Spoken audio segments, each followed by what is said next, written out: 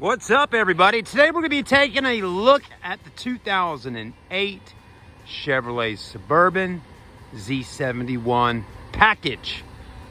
Now today we're going to be really talking about this vehicle and kind of going through it and checking it out, see what all it has, how well has it held up over the past 10 plus years, and a few other things. So let's go ahead and get started. If you're out there, let me tell you folks, there's going to be a lot of y'all folks out there looking at buying Suburbans and Tahoes. But I want to share a few things with you to look out for, because sometimes you may get it confused.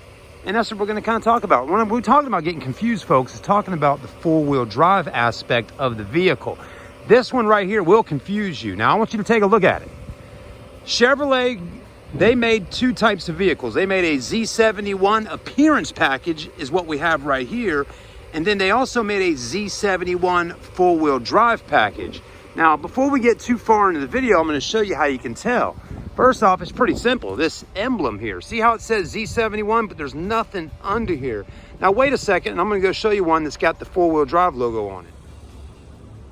So this is Z71 Tahoe, and as you'll notice, it's got the four-wheel drive logo right under there. Still going to have the fender flares, still have the same wheels, running boards and all of that, but again, four-wheel drive logos on this one, which that one's four-wheel drive. Our Chevrolet Suburban over here looks like a four-wheel drive version of that vehicle, but it's only two-wheel drive. So pay attention to that out there, because some dealers may have advertised, hey, I'm selling a Z71 Suburban or Tahoe, but you really need to get inside of it and take a look and see if it really has four-wheel drive. Now, the next way to do that is come inside the vehicle and you'll look right here. If it was four-wheel drive, right here where this hole is at is where there'd be another dial that's kind of like this, but it would have the four-wheel drive stuff on it. So that's really the main way you can tell if it's four-wheel drive or not. It's gotta have a little dial to cut the four-wheel drive system on.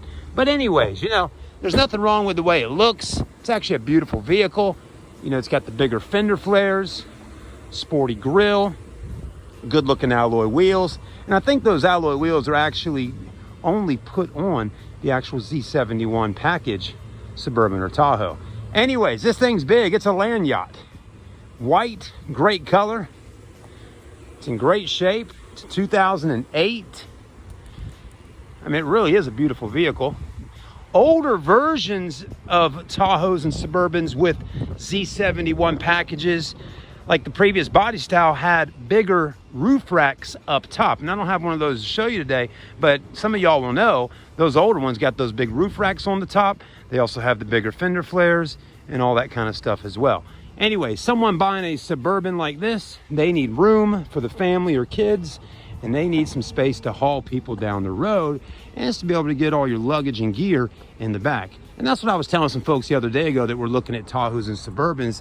They said, well, we're going to be using our third row seat when the grandkids are in town and we want to go out and have a good time at the beach and all of that. And they were looking at Tahoes. I said, man, y'all got to get a Suburban, because if you're going to be using the third rows and going to the beaches and all that, you don't have enough room in the back of a Tahoe to do it. But a Suburban, you got rooms to throw your coolers, chairs, all your stuff to go out to the beach and have a good time will fit in the back of a Suburban. It's not going to fit in a Tahoe if you got kids sitting in the third row seats. So you definitely want to pay attention to that. You may say to yourself, well, I don't really need anything this big, but you really do. If you're going to be putting two people in the front, people in the back seats, and people in the third, and you're going to be going out for a good time on the weekend or whatever, you're going to want that extra space in the back. So I think it's worth getting it, and it's not going to drive that much different from a Tahoe or a Yukon and whatnot. Inside features: power windows, power door locks, heated seats, leather interior, power seats, power lumbar, armrest. Looks good. This particular vehicle, let's see how many miles we got on it, right? Because that's always important. Let's take a look and see. Gonna hit this button right over here. This one's got 168,904, so mileage isn't too bad. It's got captain row seats in the back for anybody sitting right there, your third rows, and DVD up top. So kind of like a Z71, or no, I'm sorry. It's kind of like an LTZ package on the Suburban, really, but it's a Z71 package. A LTZ will still have all the stuff you got in this one. It's going to have the power tailgate. It's going to have the DVD, the sunroof, Bose stereo, captain row seats. The only difference, I think, between this and a LTZ really is right here, the touchscreen display. So that's the only thing you're not getting on this particular vehicle here is the navigation touchscreen display. Okay, still getting the Bose stereo and all that. And an LTZ in some cases may have the 4-wheel drive. So pay attention to some of those things right there. Other than that, 5.3 Vortec under the hood, you're good to go.